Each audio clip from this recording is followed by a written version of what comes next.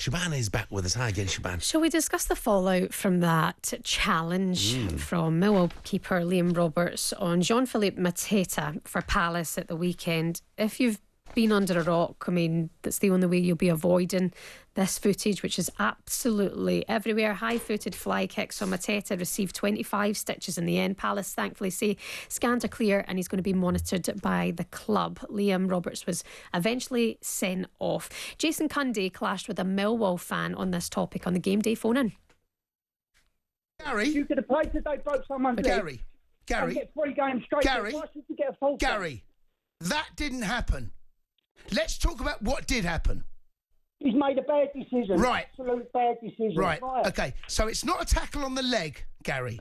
It's a tackle on the head, Gary. Jamie just said that he's a goalie. No, I'm sorry, Gary. When a goalkeeper leaves his box, he then becomes a footballer. Yeah, you're 100% right. Right. 100% Okay. Right. So don't be having a pop at me, right? No, I'm just saying that you just said it. No, give him an extra game. No, Gary. Because it was so. Because the challenge was horrendous, Gary. Could have taken his eye out, ended his career. That cannot happen. Take your Millwall hat off and accept. All I'm just saying, accept it, Gary. Gary. Be ruined like that. Gary. Listen, forget he's a Millwall player. No player deserves to be ruined like that. Gary. You're not like everyone's out to just absolutely ruin him. You know what I mean? No, they're not, Gary. I don't know him, but he must be devastated. Gary, no one's trying to ruin him. About that, is it been? I mean, Jean-Philippe Mateta thankfully is okay, but Liam Roberts is getting a lot of backlash.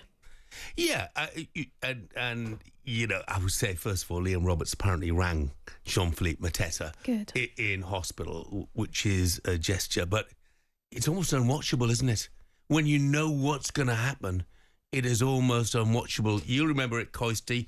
Harold Schumacher on Patrick Battiston, you know, and that's sort of what it reminded me of the day. I mean, I was the exact same. I think it's probably totally unintentional. Correct. I don't think it's malicious, but it is horrific. Correct. That's exactly how you perfectly described, Jeff. I don't think there's any malice in it at all. I think he clearly comes out, you know, to kick the ball clear, but. Oh man, it's you're right. It's tough. I just watched it again there. It's a tough watch. It really is a tough watch. Most important thing is Mateta's okay. That's by far and away the most important thing. But it's a red card. It's as simple as that. It's a terrible challenge, and it's a red card. Do you think it could be upgraded to maybe a longer ban? And would you understand if that is the case? Not for me. No, not for me either. Because I genuinely, we've said it well. I genuinely don't think there's any malice in it. Yeah. You know, it looked absolutely appalling, and I'm sure that Liam Roberts this morning is full of remorse. You know, I'm absolutely certain he will be, and I think the regulation, you know, violent conduct 3-game ban is. I mean, he doesn't play regularly for Millwall anyway. He's not their first choice goalkeeper. I know that's almost an irrelevance, but I just think it's probably enough. What do you think, Coisty? No, I think the exact same. I mean.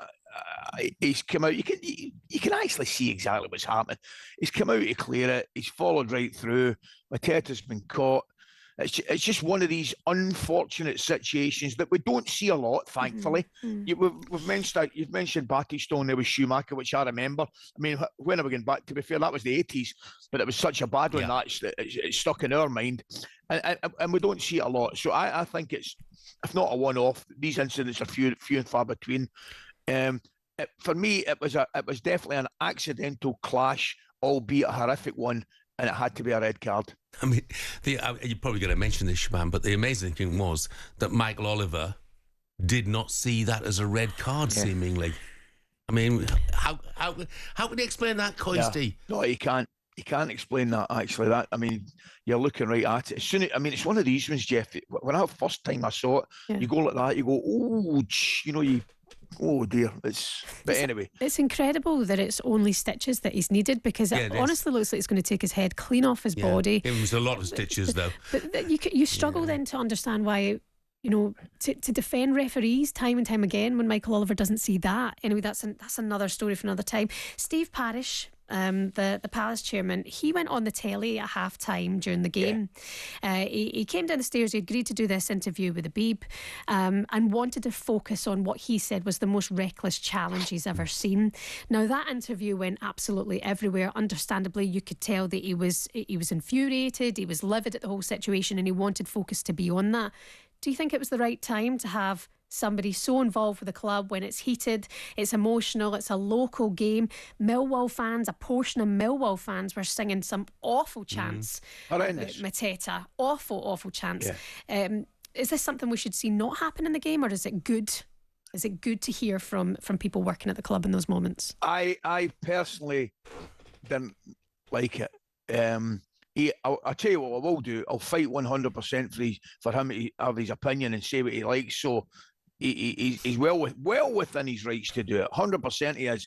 But I'm not sure at that time, when the emotions are running so high, I'm not sure it was the right thing to do. I think once the dust had settled, he could come out and give his opinion, and he might not have cooled down a little bit. He might not have.